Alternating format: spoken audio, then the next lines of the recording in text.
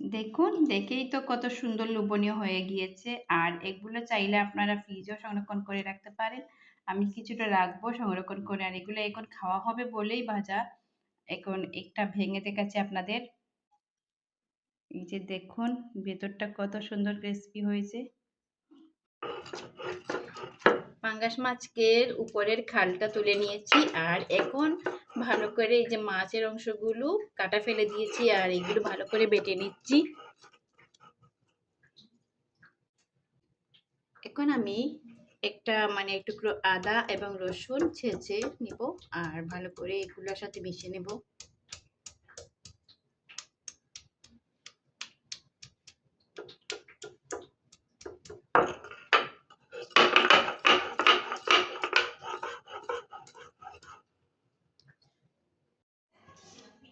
আমার মাছটা বাটা হয়ে গিয়েছে। এখানে আমি পাউরুটি পানিতে ভিজিয়ে নরম করে নিয়েছি।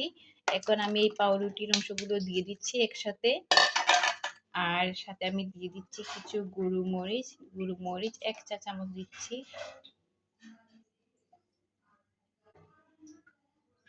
কিছুটা হলুদ দিচ্ছি, কালারটা সুন্দর আসবে সেজন্য। আর আমি দিচ্ছি লবণ পরিমাণ মতো দিচ্ছি।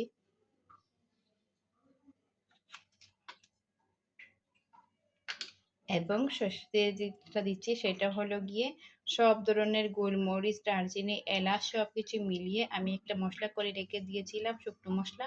সেই মশলাটাই দিচ্ছি, 1 চামচই যথেষ্ট। এখানে এই মশলাটা দিয়ে দিলে আর আলাদা করে কোনো মশলা দিতে হবে না। এখন আমি ভালো করে এগুলো একসাথে মেখে নেব।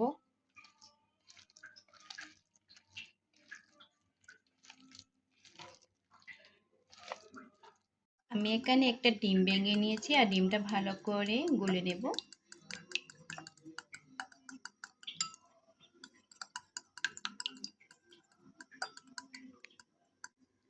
চুলাতে একটা কড়াই বসালাম, কড়াইয়ের মধ্যে অল্প পরিমাণ তেল দিলাম ভাজার জন্য। তেলটা গরম হবার অপেক্ষা করছি। আমার তেলটা প্রায় গরম হয়ে গিয়েছে।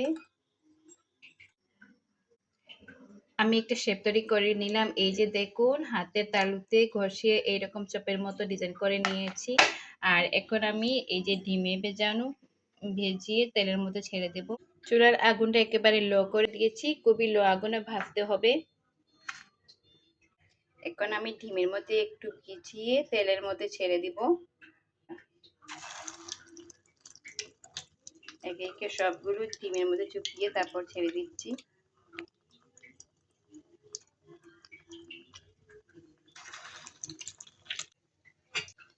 আর এক পাশ ভাজা হয়ে গেলে আরেক পাশ উল্টে দিব। আর আমি এখানে কিন্তু ব্রেড ক্রাম্বের মধ্যে ভিজাইনি, কারণ ব্রেড ক্রাম্বের মধ্যে দিতে চাইলে দেওয়া যায়। আর ব্রেড ক্রাম্ব বেশি খাওয়া ভালো না। আর প্রথমত দ্বিতীয়ত এটা আবার ভাতের সাথেও খাওয়া যায়, চাইলে অনেক সময় পোলাওয়ের সাথে খায়। আর ব্রেড ক্রাম্বটা সবসময় বাচ্চারা খেতে পছন্দ করে না, সেই জন্য ব্রেড ক্রাম্বটা দেই নাই। আর ডিমটা দেওয়ার কারণে কিন্তু ব্রেড ক্রাম্ব ছাড়াও অনেকটা ভালো লাগে খেতে, ডিমের বড়ার মতো হয়ে যায়। চুলার লো আগুনে ভেজে নেব, তাহলে ভিতরটা সুন্দরভাবে ভাজা ভাজা হয়ে যাবে।